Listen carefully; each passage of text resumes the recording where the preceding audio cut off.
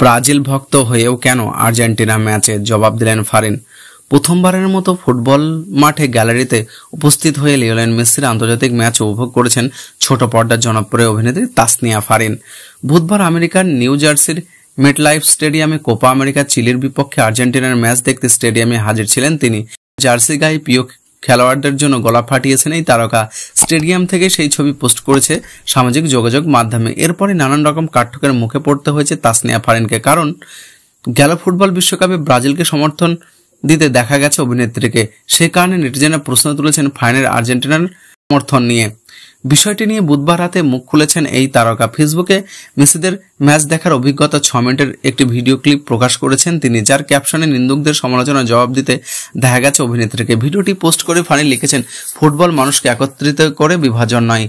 আপনি একটি দলকে সমর্থন করার অর্থ এই নয় যে আপনাকে অন্য দলকে ঘৃণা করতে হবে। আমি সবসময় মেসির ভক্ত ছিলাম এবং আমি খুব আনন্দিত যে তার খেলা স্বচক্ষে দেখতে পেরেছি। সবাই সেই মুহূর্তটা পায় না। আজকের ম্যাচটি সত্যি উপভোগ করেছি। আসুন ভালোবাসা এবং শান্তি ছড়িয়ে দিন।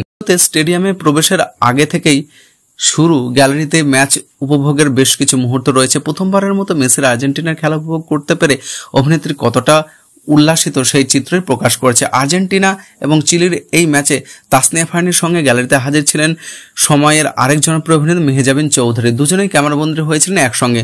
দুই অভিনেত্রীর গ্যালারিতে উপস্থিত থাকা এই মাঠ ছেড়েছিলেন। লাউতারো মার্টিনেজ শেষ সময়ের গোলে চিলিকে হারিয়েছে তারা, ফলে পরপর 2 জয়ের কোপা সুপার 8 নিশ্চিত করেছে মেসিরা।